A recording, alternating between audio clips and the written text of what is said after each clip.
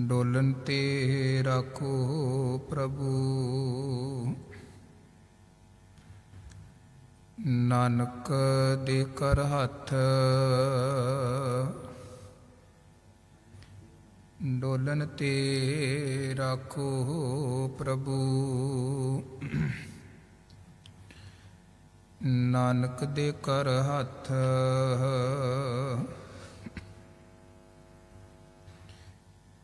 ਬਹੁਤ ਜਨਮ ਵਿਚਰੇ ਤੇ ਮਾਧੋ। ਇਹ ਜਨਮ ਤੁਮਹਾਰੇ ਲੇਖੇ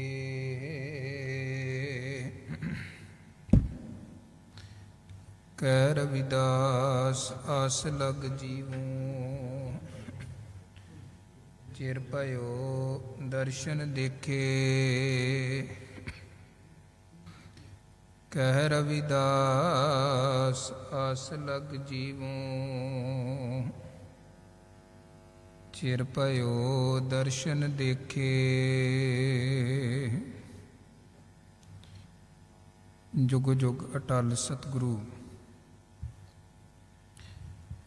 ਗੁਰਗੱਦੀ ਤੇ ਸੁਭਾਏਮਾਨ ਗੁਰੂ ਗ੍ਰੰਥ ਸਾਹਿਬ ਜੀ ਮਹਾਰਾਜ ਜੀਆਂ ਦੀ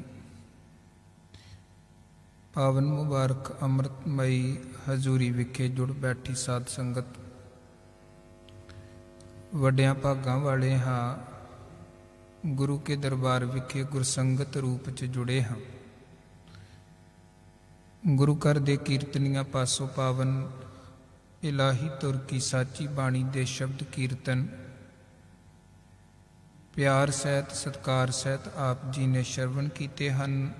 ਉਪਰੰਤ ਆਓ ਗੁਰਬਾਣੀ ਵਿਚਾਰ ਦੇ ਨਾਲ ਜੁੜੀਏ। ਪਾਵਨ ਪਵਿੱਤਰ ਬਾਣੀ ਸੁਖਮਨੀ ਸਾਹਿਬ ਦੀ ਵਿਚਾਰ ਦੀ ਸਾਂਝ ਪਾਈਏ। ਸਭ ਤੋਂ ਪਹਿਲਾਂ ਸਾਹਿਬੇ ਕਮਾਲ ਸਰਬੰਸਦਾਨੀ ਅੰਮ੍ਰਿਤ ਦੇ ਦਾਤੇ ਸਤਿਗੁਰੂ ਗੁਰੂ ਗੋਬਿੰਦ ਸਿੰਘ ਸਾਹਿਬ ਜੀ ਵੱਲੋਂ ਬਖਸ਼ਿਸ਼ ਕੀਤੀ ਹੋਈ ਫਤਿਹ ਅਦਬ ਸਹਿਤ ਪ੍ਰਵਾਨ ਕਰੋ। ਕੋਈ ਰਸਨਾ ਵਾਂਝੀ ਨਾ ਰਵੇ। ਗੱਜ ਵੱਜ ਕੇ ਆਖੋ ਜੀ ਵਾਹਿਗੁਰੂ ਜੀ ਕਾ ਖਾਲਸਾ ਵਾਹਿਗੁਰੂ ਜੀ ਕੀ ਫਤਿਹ। ਪਾਵਨ ਬਾਣੀ ਸੁਖਮਨੀ ਸਾਹਿਬ ਗੁਰੂ ਅਰਜਨ ਦੇਵ ਜੀ ਮਹਾਰਾਜ ਜੀ ਦੀ ਪਾਵਨ ਪਵਿੱਤਰ ਰਸਨਾ ਤੋਂ ਉਚਾਰਨ ਗੁਰੂ ਗ੍ਰੰਥ ਸਾਹਿਬ ਜੀਆਂ ਦੇ ਤੀਜੇ ਰਾਗ ਗੌੜੀ ਰਾਗ ਵਿਖੇ ਗੁਰੂ ਗ੍ਰੰਥ ਸਾਹਿਬ ਜੀ ਦੇ 262 ਅੰਗ ਤੇ ਸੁਭਾਏਮਾਨ ਹੈ ਔਰ 262 ਅੰਗ ਤੋਂ ਇਹ ਬਾਣੀ ਦੀ ਆਰੰਭਤਾ ਹੈ। 296 ਅੰਗ ਤੇ ਜਾ ਕੇ ਇਸ ਬਾਣੀ ਦੀ ਸੰਪੂਰਨਤਾ ਹੈ। 24 ਅਸ਼ਟਪਦੀਆਂ ਹਨ, 24 ਸ਼ਲੋਕ ਹਨ ਔਰ ਸਤਿਗੁਰੂ ਜੀ ਦੀ ਕਿਰਪਾ ਰਹਿਮਤ ਸਦਕਾ ਬਾਣੀ ਦੀ ਲਗਾਤਾਰ ਵਿਚਾਰ ਕਰਦੇ ਹੋਏ ਆਪ ਜੀ ਨੇ ਇਸ ਬਾਣੀ ਦੀਆਂ ਪਹਿਲੀਆਂ 2 ਅਸ਼ਟਪਦੀਆਂ ਦੀ ਸੰਪੂਰਨ ਵਿਚਾਰ ਸ਼ਰਵਣ ਕੀਤੀ ਹੈ। ਤੀਜੀ ਅਸ਼ਟਪਦੀ ਦੇ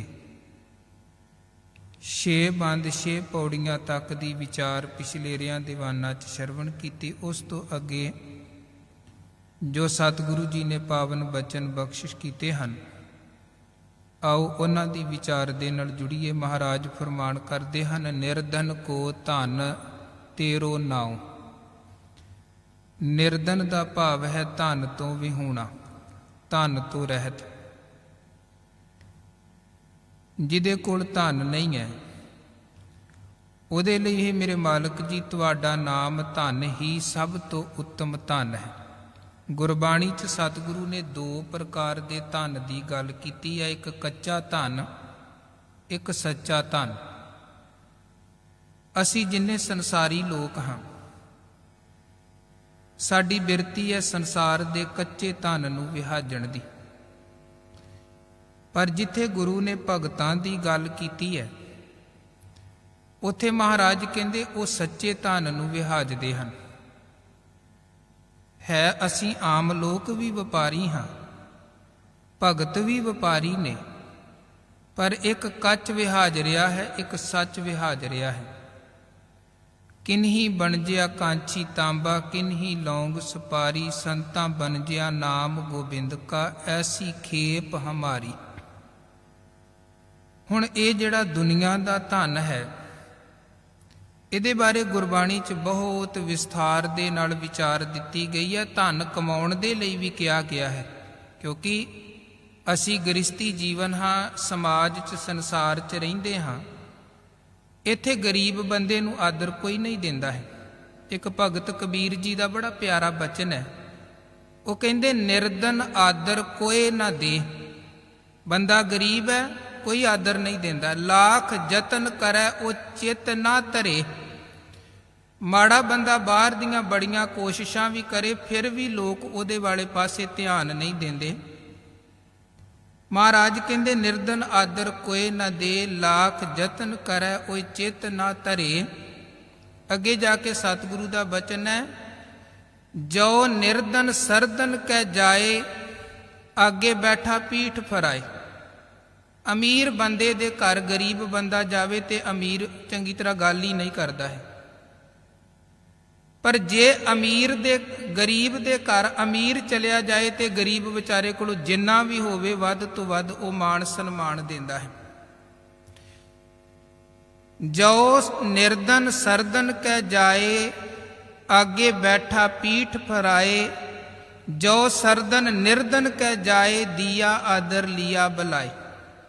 ਸੋ ਕਹਿਣ ਦਾ ਭਾਵ ਮਹਾਰਾਜ ਕਹਿੰਦੇ, ਇੱਥੇ ਧਨ ਵਾਲੇ ਦਾ ਤੇ ਹਰ ਕੋਈ ਸਤਿਕਾਰ ਕਰਦਾ ਹੈ, ਗਰੀਬ ਦਾ ਸਤਿਕਾਰ ਕੋਈ ਨਹੀਂ ਕਰਦਾ ਹੈ। ਧੰਨ ਗੁਰੂ ਰਾਮਦਾਸ ਸਾਹਿਬ ਸੱਚੇ ਪਾਤਸ਼ਾਹ ਜਦੋਂ ਮਾਤਾ ਪਿਤਾ ਦਾ ਸਾਇਆ ਸਿਰ ਤੋਂ ਚਲਾ ਗਿਆ ਸੀ ਤੇ ਗਰੀਬੀ 'ਚ ਲਾਹੌਰ 'ਚ ਵਿਚਰਦੇ ਸਨ, ਤੇ ਆਪਣੇ ਪਰਿਵਾਰ ਦੇ ਸਾਕਾ ਸੰਬੰਧੀਆਂ ਨੇ ਵੀ ਮੂੰਹ ਮੋੜ ਲਿਆ ਸੀ, ਗਰੀਬੀ ਸੀ। ਇੱਕ ਵਿਦਵਾਨ ਦੇ ਬਚਨ ਹਨ, ਸਭ ਹੋਤੇ ਹੈ ਆਪਣੇ ਜਬ ਜਰ ਪਾਸ ਹੋਤਾ ਹੈ। ਜੇ ਧਨ 4 ਟਕੇ ਬੰਦੇ ਦੇ ਕੋਲ ਹੋਣ ਤੇ ਸਾਰੇ ਹੀ ਆਪਣੇ ਹਨ। टूट जाता है वो रिश्ता गरीबी में जो बड़ा खास होता है। गरीबी च खास तो खास रिश्ते भी टुट जाते हैं। बंदा वेंदा है, ਇਹਦਾ ਫੋਨ ਆਇਆ, ਜ਼ਰੂਰ ਕੋਈ ਨਾ ਕੋਈ ਲੋੜ ਹੋਣੀ ਹੈ, ਚੁੱਕੋ ਹੀ ਨਾ, ਜਵਾਬ ਹੀ ਨਾ ਦਿਓ, ਪੈਸੇ ਹੀ ਨਾ ਮੰਗ ਲਵੇ। ਇਹ ਸੱਚਾਈ ਹੈ ਸਾਡੇ ਸਮਾਜਿਕ ਸੰਸਾਰ ਦੀ। ਸੋ ਮਹਾਰਾਜ ਕਹਿੰਦੇ, ਬੰਦੇ ਦੇ ਕੋਲ, ਸਿੱਖ ਦੇ ਕੋਲ ਧਨ ਵੀ ਹੋਏ, ਬਲਕਿ ਗੁਰੂ ਮਹਾਰਾਜ ਤੇ ਕਹਿੰਦੇ ਮੇਰਾ ਸਿੱਖ ਬੜਾ ਅਮੀਰ ਹੋਏ। ਲੋਕ ਇੱਟਾਂ ਦੇ ਗਾਰਿਆਂ ਦੇ ਚੂਨੇ ਦੇ ਆਪਣੇ ਘਰ ਬਣਾਉਂਦੇ, ਮਹਾਰਾਜ ਕਹਿੰਦੇ ਮੇਰੇ ਸਿੱਖ ਦਾ ਘਰ ਤੇ ਸੋਨੇ ਚਾਂਦੀ ਹੀਰੇ ਜਵਾਹਰਾਤਾਂ ਦਾ ਬਣਿਆ ਹੋਵੇ। ਮੋਤੀ ਤਾਂ ਮੰਦਰ ਉਸਰੈ, ਰਤਨੀ ਤਾਂ ਹੋਏ ਜੜਾਓ, ਕਸਤੂਰ ਕੁੰਗੂ ਅਗਰ ਚੰਦਨ ਲੀਪ ਆਵੈ ਚਾਓ, ਮਤ ਦੇਖ ਭੂਲਾ ਵਿਸਰੈ ਤੇਰਾ ਚਿਤ ਨਾ ਆਵੈ ਨਾ। ਗੁਰੂ ਕਹਿੰਦੇ ਸਿੱਖਾ ਤੇਰਾ ਘਰ ਬੜਾ ਸੋਹਣਾ, ਸੋਨੇ ਦਾ ਹੀਰੇ ਜਵਾਹਰਾਤਾਂ ਦਾ ਬਣਿਆ ਹੋਵੇ, ਬਸ ਇੱਕ ਗੱਲ ਚੇਤੇ ਰੱਖੀ ਕਿ ਜਿਸ ਪ੍ਰਸਾਦ ਬਸੈ ਸੁਖ ਮੰਦਰ ਤਿਸੈ ਧਿਆਏ ਸਦਾ ਮਨ। ਸੋਹਣੇ ਘਰ 'ਚ ਰਹਿੰਦਿਆਂ ਉਹਦਾ ਚੇਤਾ ਜ਼ਰੂਰ ਰੱਖੀ ਜਿਹਨੇ ਘਰ ਬਖਸ਼ਿਆ ਹੈ। ਸਿੱਖ ਦੇ ਕੋਲ ਧਨ ਹੋਵੇ, ਖਾਣ ਦਾ ਹਰ ਪ੍ਰਬੰਧ ਗੁਰੂ ਕੇ ਸਿੱਖ ਦੇ ਘਰ ਹੋਵੇ, ਪਰ ਮਹਾਰਾਜ ਕਹਿੰਦੇ ਇੰਨੀ ਗੱਲ ਚੇਤੇ ਰੱਖੀ, ਮੂੰਹ 'ਚ ਗੁਰਾਈ ਪਾਉਂਦਿਆਂ ਉਹਦਾ ਚੇਤਾ ਰੱਖੀ ਜਿਹਨੇ ਭੋਜਨ ਦੀ ਦਾਤ ਬਖਸ਼ੀ। ਇੰਨੇ ਇੱਕ ਦੋ ਬੋਲ ਕਹਿ ਦਿਆ ਕਰਕੇ ਤੂੰ ਦਾਤਾ ਦਾਤਾਰ ਤੇਰਾ ਦਿੱਤਾ ਖਾਵਣਾ। ਤੇ ਜਦੋਂ ਸ਼ੁਕਰਾਨੇ ਵਾਲੀ ਬਿਰਤੀ ਬਣਦੀ ਹੈ, ਉਦੋਂ ਫਿਰ ਸਹਿਜੇ ਸਹਿਜੇ ਮਨੁੱਖ ਨੂੰ ਸਮਝ ਲੱਗਣੀ ਸ਼ੁਰੂ ਹੋ ਜਾਂਦੀ ਹੈ ਕਿ ਅਸਲੀ ਧਨ ਤੇ ਵਾਹਿਗੁਰੂ ਦੇ ਨਾਮ ਦਾ ਧਨ ਹੀ ਹੈ। ਬਾਕੀ ਤੇ ਸਭ ਇਹ 4 ਟਕੇ ਸੰਸਾਰ ਦੀ ਖੇਡ ਹੈ। ਜੇ ਪਰਮੇਸ਼ਰ ਦੇ ਘਰ ਪ੍ਰਵਾਨ ਹੋਣਾ ਤੇ ਉਹਦੇ ਲਈ ਇਬਾਦਤ ਦਾ, ਬੰਦਗੀ ਦਾ ਧਨ ਚਾਹੀਦਾ ਹੈ। ਇਸ ਕਰਕੇ ਮਹਾਰਾਜ ਕਹਿੰਦੇ ਸਭ ਤੋਂ ਉੱਤਮ ਧਨ ਹੈ ਪਰਮਾਤਮਾ ਦੇ ਨਾਮ ਦਾ ਧਨ। ਭਗਤ ਇਸ ਧਨ ਨੂੰ ਵਿਹਾਜਦੇ ਨੇ ਤੇ ਲੋਕ ਤੇ ਪਰਲੋਕ ਦਾ ਸੁੱਖ ਪਾਉਂਦੇ ਹਨ। ਬੇਸ਼ੱਕ ਦੁਨਿਆਵੀ ਤੌਰ ਤੇ ਗਰੀਬੀ ਕਰਕੇ ਉਹਨਾਂ ਨੂੰ ਕੋਈ ਮਾਣ ਨਾ ਵੀ ਦਵੇ, ਭਗਤ ਪਰਵਾਹ ਨਹੀਂ ਕਰਦੇ, ਕਿਉਂਕਿ ਉਹ ਪਰਮੇਸ਼ਰ ਦੇ ਘਰ ਤੋਂ ਮਾਣ ਪਾਉਂਦੇ ਹਨ।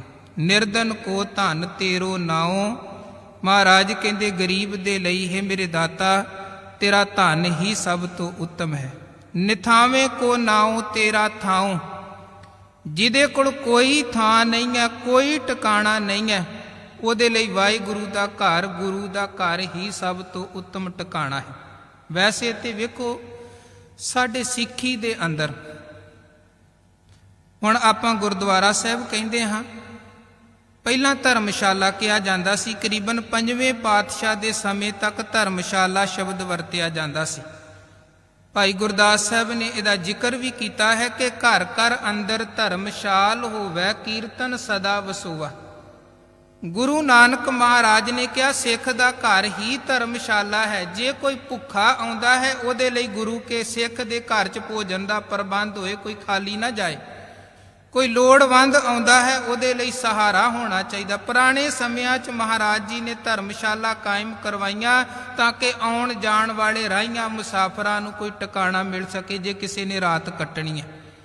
ਗੁਰੂ ਘਰ ਦੇ ਉੱਚੇ ਨਿਸ਼ਾਨ ਸਾਹਿਬ ਵੀ ਅਸਲ ਦੇ ਵਿੱਚ ਇਸੇ ਗੱਲ ਦੇ ਪ੍ਰਤੀ, ਹਾਲਾਂਕਿ ਆਪਾਂ ਵੇਖੋ ਸਿੱਖ ਨੇ ਮੱਥਾ ਕੇਵਲ ਗੁਰੂ ਗ੍ਰੰਥ ਸਾਹਿਬ ਜੀ ਨੂੰ ਟੇਕਣਾ ਹੈ। ਇਹ ਇੱਕ ਸਿਧਾਂਤਕ ਗੱਲ ਹੈ, ਭਾਵੇਂ ਆਪਾਂ ਕੁਝ ਗੱਲਾਂ ਦਾ ਗੁੱਸਾ ਵੀ ਕਰੀਏ ਜੀ ਕਿਉਂ ਕਹਿ ਰਹੇ, ਪਰ ਅਸੀਂ ਮੱਥਾ ਕੇਵਲ ਗੁਰੂ ਗ੍ਰੰਥ ਸਾਹਿਬ ਨੂੰ ਟੇਕਣਾ ਹੈ।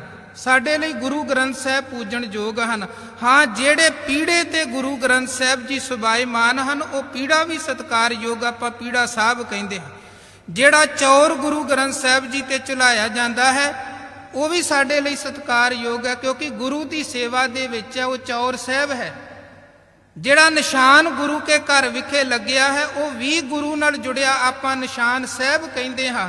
ਪਰ ਵੇਖੋ, ਨਾ ਤੇ ਕੋਈ ਪੀੜੇ ਨੂੰ ਮੱਥਾ ਟੇਕਣਾ ਗੁਰਮਤ ਹੈ, ਨਾ ਚੌਰ ਨੂੰ, ਨਾ ਨਿਸ਼ਾਨ ਸਾਹਿਬ ਨੂੰ, ਕਿਉਂਕਿ ਮੱਥਾ ਸਿੱਖ ਦਾ ਸਿਰ ਕੇਵਲ ਗੁਰੂ ਗ੍ਰੰਥ ਸਾਹਿਬ ਦੇ ਚਰਨਾਂ 'ਚ ਝੁਕਣਾ ਚਾਹੀਦਾ। ਬਾਕੀ ਚੀਜ਼ਾਂ ਤੇ ਰੁਮਾਲਾ ਗੁਰੂ ਸਾਹਿਬ ਜੀ ਤੇ ਸੁਭਾਏਮਾਨ ਆਪਾਂ ਸਤਿਕਾਰ ਦੇ ਨਾਲ ਉਹ ਰੁਮਾਲਾ ਸਾਹਿਬ, ਕਿਉਂਕਿ ਸਾਹਿਬ ਦੇ ਨਾਲ ਜਿਹੜੀ ਜਗ੍ਹਾ ਜੁੜ ਗਈ ਉਹ ਜਗ੍ਹਾ ਵੀ ਪੂਜਣ ਦੇ ਯੋਗ ਬਣਦੀ ਹੈ। ਜਿੱਥੇ ਜਾਏ ਬਹਿ ਮੇਰਾ ਸਤਿਗੁਰੂ ਸੋ ਥਾਨ ਸੁਹਾਵਾ ਰਾਮ ਰਾਜੇ। ਪਰ ਅਸਲ 'ਚ ਮੁੱਖ ਗੱਲ ਹੈ ਸਾਹਿਬ।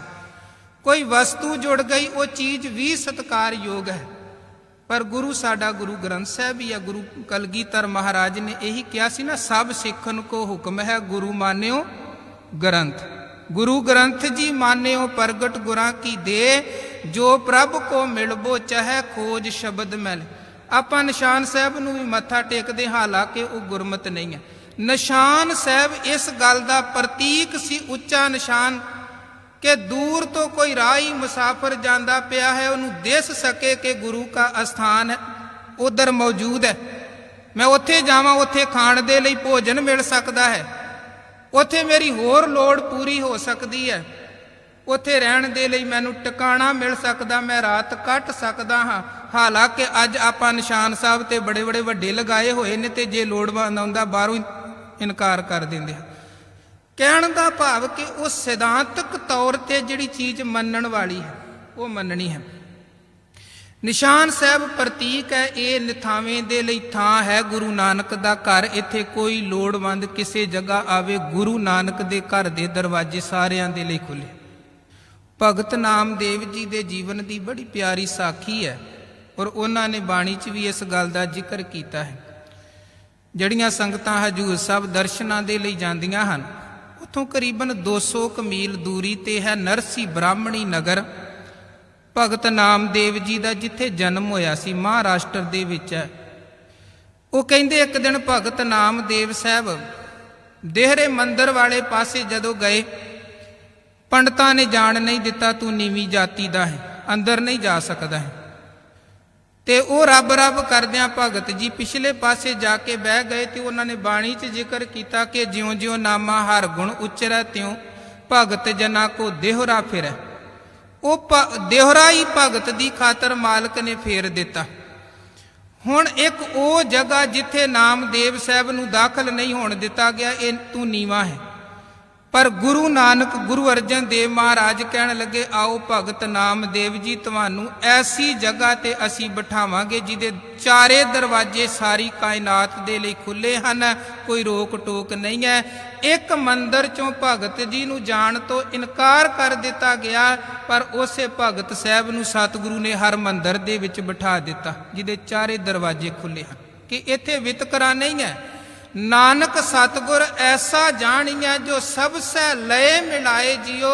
ਗੁਰੂ ਦੀ ਵਡਿਆਈ ਹੀ ਇਹ ਹੈ ਕਿ ਗੁਰੂ ਕਿਸੇ ਦੀ ਅਮੀਰੀ ਗਰੀਬੀ ਜਾਤ ਪਾਤ ਕੁੱਲ ਰੰਗ ਰੂਪ ਨਹੀਂ ਵੇਖਦੇ ਹਨ। ਗੁਰੂ ਸਭ ਨੂੰ ਗਲੇ ਦੇ ਨਾਲ ਲਗਾ ਕੇ ਕਹਿੰਦੇ ਨੇ ਤੂੰ ਮੇਰਾ ਆਪਣਾ ਹੈ। ਇਸ ਕਰਕੇ ਨਿਥਾਵੇਂ ਦੇ ਲਈ ਥਾਂ ਹੈ ਵਾਹਿਗੁਰੂ ਦਾ ਘਰ, ਨਿਥਾਵੇਂ ਦੇ ਲਈ ਥਾਂ ਹੈ ਗੁਰੂ ਦਾ ਘਰ। ਨਿਮਾਣੇ ਕੋ ਪ੍ਰਭ ਤੇਰੋ ਮਾਨ। ਮਹਾਰਾਜ ਕਹਿੰਦੇ ਹੈ ਮੇਰੇ ਦਾਤਾ ਜੀ, ਉਹ ਨਿਮਾਣੇ, ਨਿਮਾਣੇ ਦਾ ਭਾਵ ਜਿਨ੍ਹਾਂ ਨੂੰ ਕੋਈ ਮਾਣ ਨਹੀਂ ਦਿੰਦਾ ਹੈ, ਤੁਸੀਂ ਉਹਨਾਂ ਨੂੰ ਮਾਣ ਬਖਸ਼ਦੇ ਹੋ।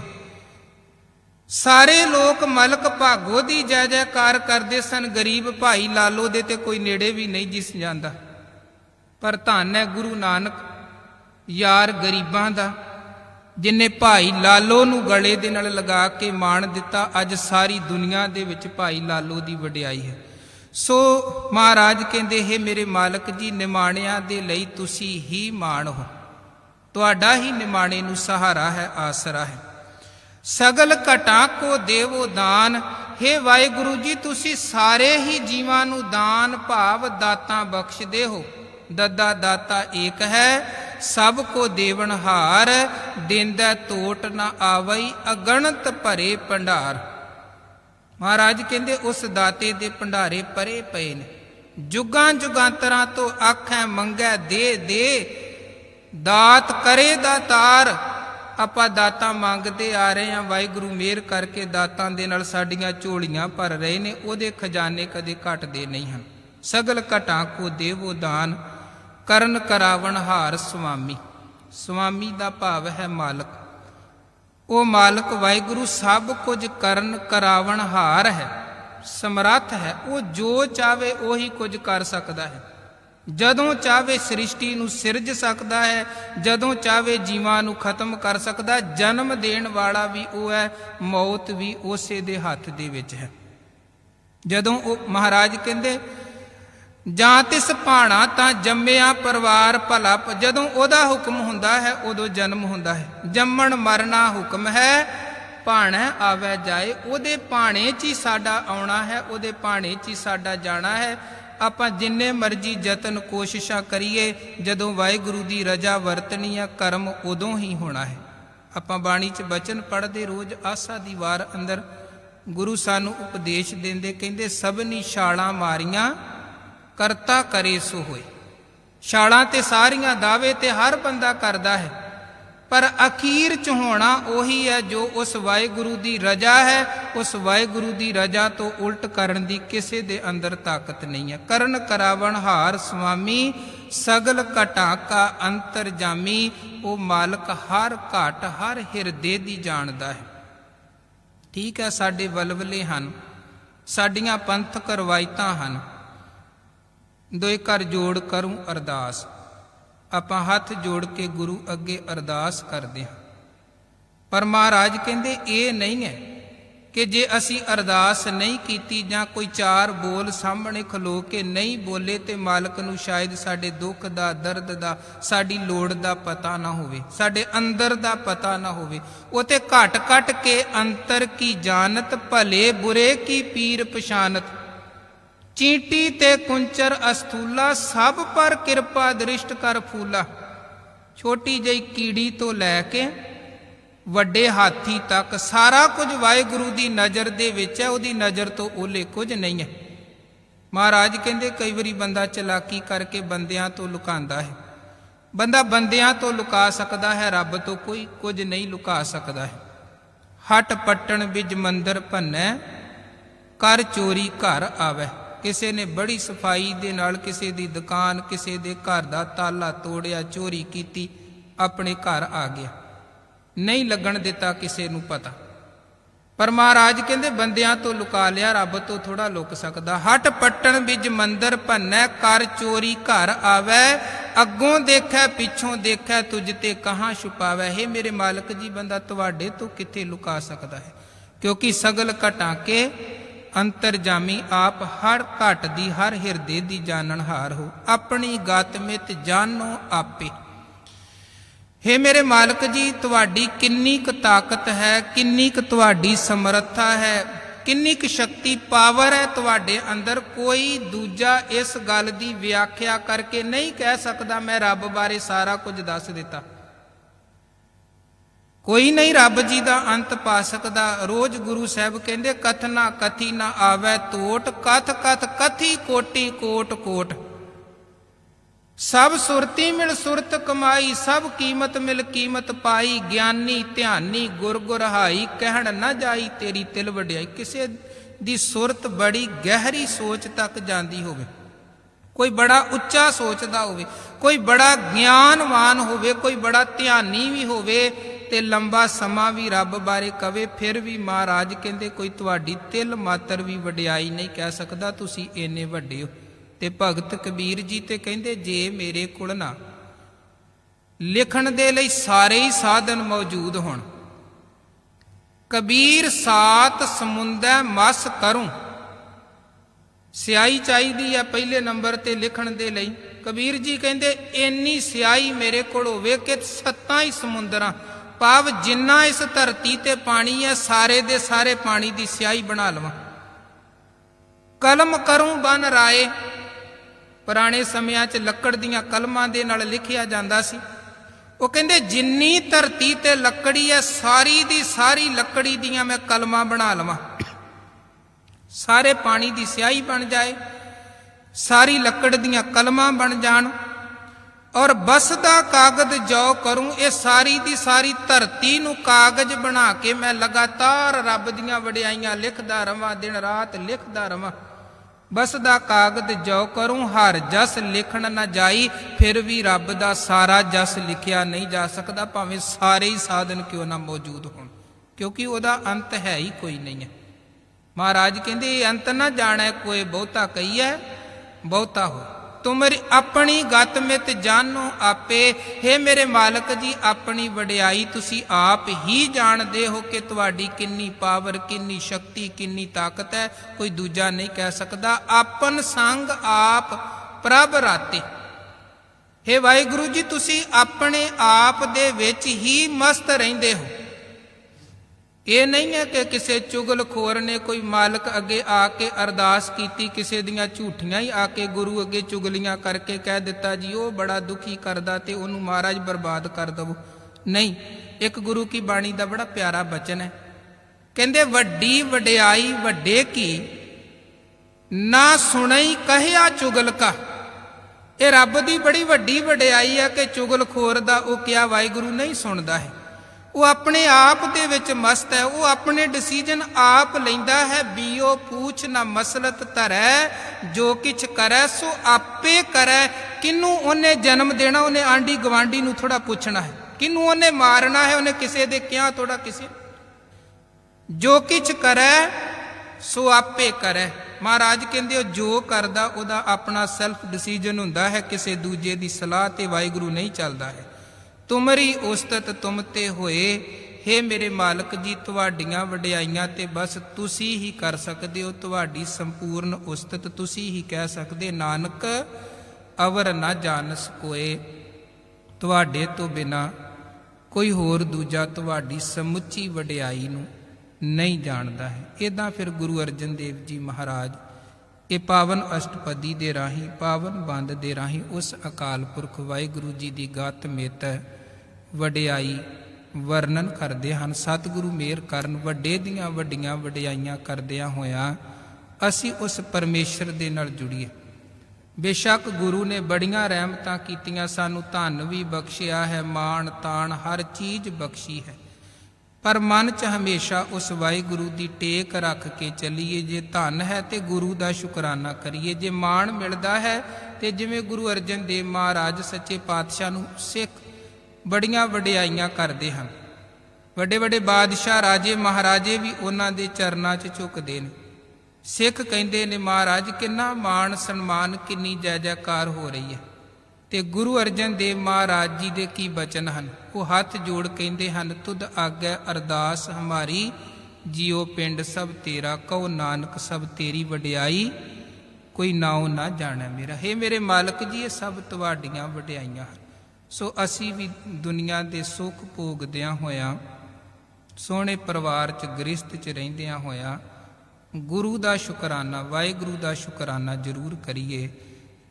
ਮਾਲਕ ਜੀ ਦੇ ਸ਼ੁਕਰਾਨੇ ਦੇ ਵਿੱਚ ਆਪਣੇ ਸਵਾਸਾਂ ਨੂੰ, ਆਪਣੇ ਜੀਵਨ ਨੂੰ ਬਤੀਤ ਕਰੀਏ। ਸਾਸ ਸਾਸ ਸਿਮਰੋ ਗੋਬਿੰਦ, ਮਨ ਅੰਤਰ ਕੀ ਉਤਰੈ ਚਿੰਦ। ਗੁਰੂ ਮਿਹਰ ਕਰਨ, ਗੁਰੂ ਸਾਹਿਬ ਜੀ ਦੇ ਪਾਵਨ ਉਪਦੇਸ਼ ਸਾਡੇ ਸਭ ਦੇ ਹਿਰਦਿਆਂ 'ਚ ਵਸਣ, ਗੁਰਮਤਿ ਦੇ, ਗੁਰਬਾਣੀ ਦੇ ਧਾਰਨੀ ਬਣੀਏ। ਸੱਚੇ ਮਾਰਗ ਚੱਲਦਿਆਂ ਉਸਤਤ ਕਰੇ ਜਹਾਨ, ਸੱਚ ਦੇ ਰਾਹ ਦੇ ਪਾਂਧੀ ਬਣ ਕੇ ਜੀਵਨ ਨੂੰ ਸਫਲ ਬਣਾਈਏ। ਇਹ ਲੋਕ ਸੁਖੀਏ, ਪਰਲੋਕ ਸੁਹੇਲੇ, ਨਾਨਕ ਹਰ ਪ੍ਰਭ ਆਪੇ ਮੇਲੇ। ਇੰਨੀਆਂ ਬੇਨਤੀਆਂ ਪ੍ਰਵਾਨ ਕਰਨੀਆਂ ਜੀ। ਗੁਰੂ ਕੀ ਬਾਣੀ ਅਗਾਧ ਬੋਧ ਹੈ। ਗੁਰਬਾਣੀ ਵਿਚਾਰ ਕਰਦਿਆਂ ਅੰਦਾਨ ਦਾਸਰੇ ਪਾਸੋਂ ਹੋਈਆਂ ਬੇਅੰਤ ਪੁੱਲਾਂ ਨਾ ਚਿਤਾਰਨੀਆਂ। ਗੱਜ ਵੱਜ ਕੇ ਫਤਿਹ ਦੀ ਸਾਂਝ ਪਾਓ, ਆਖੋ ਜੀ ਵਾਹਿਗੁਰੂ ਜੀ ਕਾ ਖਾਲਸਾ, ਵਾਹਿਗੁਰੂ ਜੀ ਕੀ ਫਤਿਹ। ਵਾਹਿਗੁਰੂ ਰਾਮ ਕਲੀ ਮਹੱਲਾ ਤੀਜਾ। ਆਨੰਦ ਇੱਕ ਓੰਕਾਰ ਸਤਿਗੁਰ ਪ੍ਰਸਾਦ। ਆਨੰਦ ਭਿਆ ਮੇਰੀ ਮਾਏ, ਸਤਿਗੁਰੂ ਮੈਂ ਪਾਇਆ। ਸਤਿਗੁਰ ਤਾਂ ਪਾਇਆ ਸਹਿਜ ਸੇਤੀ, ਮਨ ਵਜੀਆਂ ਵਾਧਾਈਆਂ। ਰਾਗ ਰਤਨ ਪਰਿਵਾਰ ਭਰੀਆਂ, ਸ਼ਬਦ ਗਾਵਣ ਆਈਆਂ। ਸ਼ਬਦੋ ਤਾਂ ਗਾਵੋ ਹਰੀ ਕੇਰਾ, ਮਨ ਜਿਨੀ ਵਸਾਇਆ। ਕਹਿ ਨਾਨਕ ਆਨੰਦ ਹੋਆ ਸਤਿਗੁਰੂ ਮੈਂ ਪਾਇਆ। ਏ ਮਨ ਮੇਰਿਆ ਤੂੰ ਸਦਾ ਰਹੋ ਹਰ ਨਾਲੇ, ਹਰ ਨਾਲ ਰਹੋ ਤੂੰ ਮਨ ਮੇਰੇ, ਦੁਖ ਸਭ ਵਿਸਾਰਣਾ। ਅੰਗੀਕਾਰ ਉਹ ਕਰੇ ਤੇਰਾ ਕਾਰਜ ਸਭ ਸਵਾਰਣਾ। ਸਭਨਾ ਗਲਾ ਸਮਰੱਥ ਸੁਆਮੀ, ਸੋ ਕਿਉ ਮਨੋ ਵਿਸਾਰੇ। ਕਹਿ ਨਾਨਕ ਮਨ ਮੇਰੀ ਸਦਾ ਰਹੋ ਹਰ ਨਾਲੇ। ਸਾਚੇ ਸਾਹਿਬਾ ਕਿਆ ਨਹੀਂ ਘਰ ਤੇਰੇ, ਘਰ ਤਾਂ ਤੇਰੇ ਸਭ ਕਿਛ ਹੈ ਜਿਸ ਦੇ ਸੋ